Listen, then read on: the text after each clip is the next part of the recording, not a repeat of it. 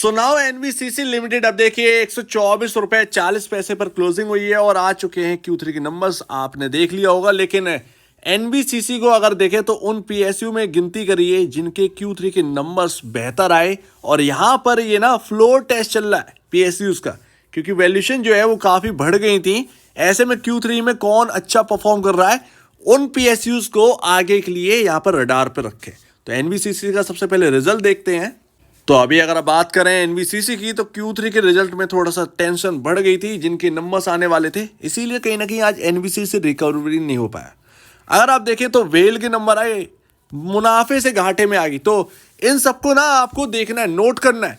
As a win देखिए, as a VN नहीं चला, तो काफी स्टॉक्स हैं जो कि आज रिकवर नहीं हुए। कल डेफिनेटली यहाँ पर जो है एनबीसीसी रिकवर होने वाला है और काफी यहाँ पर गिरावट भी झेल ली। 30% का हायर साइड से करेक्शन हमें देखने को मिला है इस स्टॉक के अंदर, 30% का करेक्शन। तो अभी आपके सामने एक अच्छा स्टॉक आपको देखने को मिल रहा है जिसके Q3 के नंबर अच्छे आए हैं। तो अभी अगर आप देखें तो ये आपके सामने कंसोलिडेटेड नंबर हैं और यहां पर नेट सेल में एक अच्छा खासा उछाल देखने को मिला है आपको। ईयर ऑन ईयर बेसिस पर, क्वार्टर दर क्वार्टर बेसिस पर बहुत ही अच्छे नंबर आते हुए दिखे। 2471 2471 करोड़ का यहाँ पर नेट सेल निकल के आया, यानी कि टोटल इनकम निकल के आई है। क्वार्टर दर क्वार्टर देखेंगे तो 2129 करोड़ से बढ़कर ये यहाँ पर नंबर्स आपके सामने आते हुए दिखे। ईयर ऑन ईयर बेसिस पर देखेंगे तो 2191 करोड़ का यहाँ पर जो है नेट सेल टोटल इनकम थी 2022 से दिसंबर में, वही यहाँ पर इंक्रीज होकर आए। तो ईयर ऑन ईयर बेसिस पर कोई यहाँ पर जो है कंप्लेन नहीं है, क्वार्टर दर क्वार्टर बेसिस पर कोई कंप्लेन नहीं है। बेस्ट नंबर एनबीसीसी ने यहाँ पर प्रेजेंट किया है हमारे सामने। तो इस पर नंबर्स पर यहाँ पर जो है ना आप लिख लीजिए Q3 के नंबर। कल डेफिनेटली यहाँ पर जो है एक बिग मूव आपको जो है खुलते ही देखने को मिलेगा एनबीसीसी के अंदर। तो अभी पीएसयूज के ऑलमोस्ट नंबर्स हो चुके हैं कंप्लीट। तो अब यहाँ पर मार्केट देखेगा कहीं ना कहीं। कल मुझे लग रहा है जिस तरीके से आज आईआरएफसी के अंदर तेजी बनी, एनबीसीसी के अंदर भी कहीं ना कहीं बननी चाहिए। और अभी नेट प्रॉफिट की अगर बात करेंगे, जबरदस्त उछाल है यहां पर। अगर आप देखेंगे 113.56 करोड़ रुपए का यहां पर प्रॉफिट निकल के आया है। क्वार्टर दर क्वार्टर 81.90 करोड़ से इंक्रीज होकर 113.56 करोड़ का निकल के आया है। और ईयर ऑन ईयर बेसिस पर तो और भी अच्छा, 71.49 करोड़ से इंक्रीज होकर आपका यहाँ पर 113.56 करोड़ का निकल के आ रहा है। तो बेस्ट नंबर आप ये कह सकते हैं एनबीसीसी ने डिलीवर करते हुए दिखे हैं कल, बहुत अच्छी बात है। और ईपीएस यहाँ पर जो है निकल कर आया है 0.62 का। अब हमें कैलकुलेट करेंगे और हम देखेंगे पी रेशियो अब कितना है। नंबर्स तो हमने समझ लिए, बहुत ही अच्छे नंबर, डिसेंट नंबर यहाँ पर जो है आपके सामने एनबीसीसी के आते हुए। तो ईपीएस को और पी रेशियो कैलकुलेट करने से पहले मैं आपको बता दूं कि एनबीसीसी जिस प्राइस पर है अभी, अगर आप देखेंगे तो ये 2018 अराउंड 2018-2019 के प्राइसिंग है। क्लोजिंग और ओपनिंग प्राइस ना ये आपका बहुत ही इंपॉर्टेंट है। इस स्टॉक को 120 रुपए के लेवल जो है वो होल्ड करना चाहिए और यहाँ पर ये काफ़ी इंपॉर्टेंट हो जाता है। Q3 के नंबर अच्छे आ गए तो कहीं ना कहीं अब बहुत ज़्यादा यहाँ पर जो है बल मिलेगा एनबीसीसी को आगे बढ़ने का।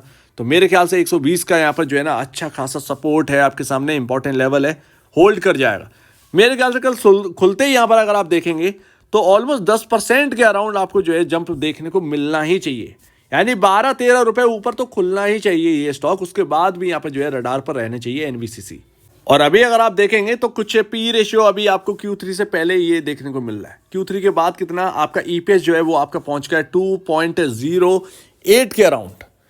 2.08 का ईपीएस आपका पहुंच गया है, जो कि इंक्रीज होकर 1.85 से आपको देखने को मिल रहा है। तो ये एक अच्छी खासी तेजी मुझे देखने को मिल रही है। मुझे यहाँ पर जो है पॉसिबिलिटी ज़्यादा लग रही है।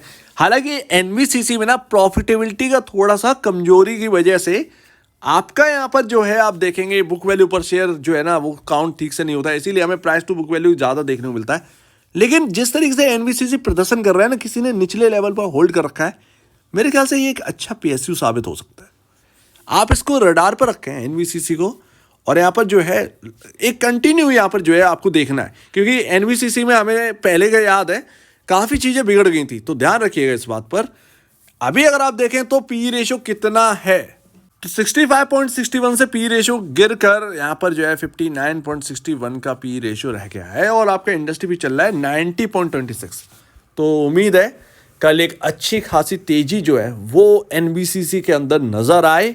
अच्छा यही होगा, रिकवरी के चांसेस सब बन जाते हैं अगर पीएसयू के अंदर कोई गिरावट और नहीं आई और उन्हीं पीएसयू पर नज़र रखी गई जिनने Q3 के नंबर्स अच्छे दिए हैं, डिलीवर करे हैं, तो कहीं ना कहीं मार्केट जो है वो एनबीसीसी को चुनता हुआ नजर आएगा। ऐसे में शायद कोई बड़ी बात नहीं है कि एनबीसीसी 150 160 के लेवल वापस देख ले।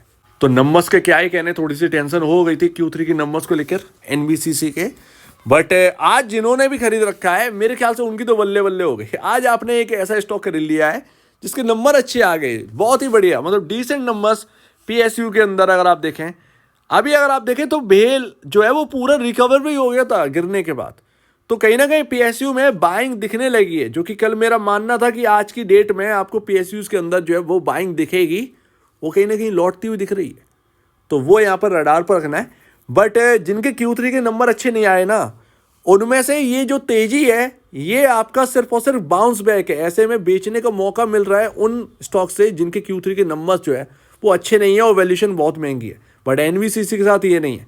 तो अभी 120 का लेवल याद रखिएगा, 120 का लेवल काफ़ी इंपॉर्टेंट हो जाता है इस स्टॉक के अंदर। तो जो भी आपने खरीद रखा है इस पर नज़र रखिए, बाकी खुलना ही चाहिए हायर साइड, तो इसमें कोई शक की बात है ही नहीं। 170 की रही बात, तो यहाँ पर 170 रिकवर होगा या नहीं रहेगा, ये अभी एकदम रिकवर हो जाए ये कहना थोड़ा सा मुश्किल है, क्योंकि मार्केट थोड़ा सा बैलेंस बिगड़ा है। पीएसयू का भी जो कॉन्फिडेंट है वो हायर साइड जा रहा, अचानक से वो डिप मार गया वो कॉन्फिडेंस, तो इसमें शंका करने की बात नहीं है। लेकिन कहीं ना कहीं ये 170 जो ऑल टाइम हाइज है या कह सकते हैं 52 वीक हाइज है, वो यहाँ पर वापस आने चाहिए एनबीसीसी के अंदर। मैटर ऑफ टाइम, बट आना चाहिए। कल का दिन बहुत इंपॉर्टेंट, कल देखते हैं एनबीसीसी रिएक्ट कैसे करता है, तो बहुत ही अच्छे नंबर है। सो उम्मीद है काफ़ी कुछ आपने समझ लिया होगा। आपका क्या कहना है इसके ऊपर कमेंट सेक्शन में कहिए, और अब वीडियो देखने के लिए बहुत धन्यवाद दोस्तों।